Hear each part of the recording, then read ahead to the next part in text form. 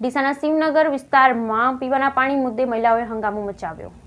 ડીસાના શિવનગર વિસ્તારમાં પીવાના પાણીના મુદ્દે મહિલાઓએ હંગામા મચાવ્યો। પાલિકા હાય હાયના નારા લગાવી મહિલાઓએ માટલા ફોડી વિરોધ નોંધાવ્યો। સમયસર પીવાના પાણીની સમસ્યાને દૂર કરવામાં આવે તેવી સોસાયટીના રહીશોએ માંગ કરાઈ। ડીસા શહેરમાં છેલ્લા કેટલાક સમયથી પીવાના પાણીની બુમરાણ ઉઠવા પામી રહી છે। ડીસાના અનેક વિસ્તારોમાં પીવાનું પાણી લોકોને સમયસર મળતું ના હોય અને લોકોએ અનેક સોસાયટીમાં પીવાના પાણીના મુદ્દે ભારે આક્રોશ વ્યક્ત કરવામાં આવી રહ્યો છે। ત્યારે આજરોજ ડીસાના શિવનગર વિસ્તારમાં આવેલી કંકાવટી નગરીની સામે સોસાયટીના લોકોએ પીવાના પાણીના મુદ્દે ભારે હંગામો મચાવ્યો હતો। સોસાયટીના મહિલાઓના જણાવ્યા અનુસાર છેલ્લા 1 વર્ષથી અમારા વિસ્તારમાં પીવાનું પાણી ધીમી ધારે આવતું હોય લોકોને પીવાના પાણીની ભારે સમસ્યા ઊભી થઈ રહી છે। વારંવાર ચૂંટાયેલા સભ્યો દ્વારા પીવાના પાણીની સમસ્યાને દૂર કરવા માટે કોઈ પ્રયત્ન કર્યા ના હોય સોસાયટીમાં પાણીનો પોકાર પડી રહ્યો છે। ત્યારે આજે મહિલાઓમાં ભારે આક્રોશ વ્યક્ત કરાયો હતો। જ્યારે સોસાયટીના રહીશ મનુભાઈ રબારી દ્વારા જણાવ્યું હતું કે તેઓ દ્વારા વારંવાર ડીસા નગરપાલિકામાં પૂર્વ પ્રમુખ રાજુભાઈ ઠક્કર સહિત ચૂંટાયેલા સભ્યોને લેખિતમાં અને મૌખિકમાં રજૂઆત કરવામાં આવી હોય છતાં પીવાના પાણી મુદ્દે કોઈ વ્યવસ્થા ઊભી કરવામાં આવી નથી। જ્યારે મહિલાઓએ સભ્યો પર આક્રોશ વ્યક્ત કરી જણાવ્યું હતું કે ચૂંટણી સમય માત્ર વોટ લેવા આવી અને બાદમાં એક ચૂંટાયેલા સભ્યો અમારા વિસ્તારમાં કોઈ પણ સમસ્યાને લઈને ફરકતા પણ નથી। હવે આવનારી ચૂંટણીમાં ચૂંટાયેલા સભ્યોને પણ જવાબ આપીશું। જ્યારે આજે મોટી સંખ્યામાં મહિલાઓ પાલિકા સામે માટલા ફોડી ભારે વિરોધ નોંધાવ્યો હતો। પાલિકા હાય હાયના નારા લગાવી પાલિકા પાણી આપોની માંગ કરવામાં આવી હતી। ત્યારે પાલિકા દ્વારા તાત્કાલિક અસરથી પીવાના પાણીની સમસ્યાને દૂર કરવામાં આવે તેવી જનમાંગ ઉઠવા પામી હતી।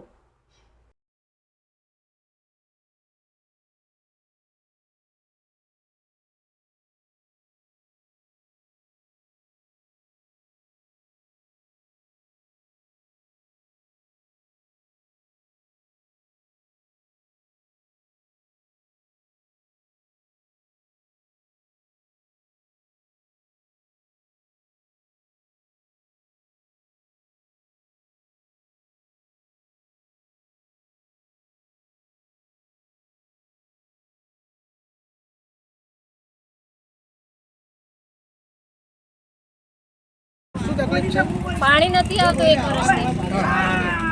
1 વર્ષથી બિલકુલ પાણી નથી આવતું। પીવાનું પાણી પણ નથી આવતું। નાવા ધોવાની તો વાત જ ક્યાં રહી।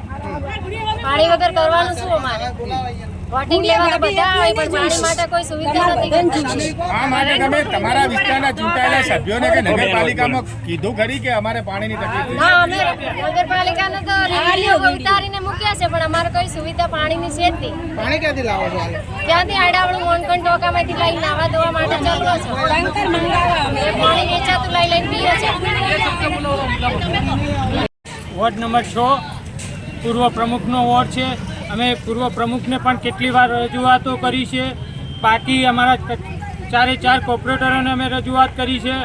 પછી અમારા વોર્ડના જે ભારતીય જનતા પાર્ટીના પ્રમુખ છે લાલભાઈ અંબાલાલ પુરોહિત એમને લગભગ 100 થી 150 વખત આ લોકોને રજૂઆત કરી છે પણ કોઈ નગરપાલિકાના કે ચૂંટાયેલા સભ્ય કોઈ અમારું માનતા નથી કે કંઈ સાંભળતા નથી।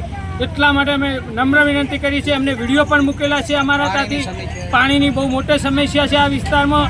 લગભગ 12 મહિનાથી તો અમે બધા કોર્પોરેટરોને મૂકેલું છે પણ કોઈ અમારી વાત સાંભળતા નથી। પરમાર આરતીબેન મુકેશભાઈ, હા, શું તકલીફ છે અહીંયા? સર પાણી આવતું નથી। છેલ્લા 12 મહિનાથી તકલીફ છે પાણીની। હવે આવી ગરમી તો પાણીની તો જરૂર પડે ને। હવે આમથી આમ નાવા પૂરતું પાણી થતું નહીં। અને ટાઈમ કેવો? બપોરના 2 વાગે, 2:30 વાગે, 3 વાગે એટલે પાણી આપે। એ કેટલી 5-10 મિનિટ। હવે લેડીઝોને પીવા જોવે, નાવા જોવે, ઘરકામ માટે પાણી જોવે અને ખરા બપોરે પાણી આપે। અમારે સવારનો ટાઈમ કરો 8 થી 8:30 નો, નહીતર પછી હવેથી ચૂંટણી આવશે ને તો આમાં લેડીઝોમાંથી કોઈ વોટ આપવાનું નહીં। કેમ કે વોટ લેવા માટે હે ને બધાય આવે, બે હાથ જોડીને બે પગ જોડે અને પછી શું કરે? પછી સીટ ઉપર બેસીને આરામથી જલસા કરે। પણ એમ નહીં કે વોર્ડ નંબર 6 માં શું તકલીફ છે એ તકલીફ તો જોવા આવવું જોઈએ કે ના આવવું જોઈએ? લો બીજા આવી જાઓ।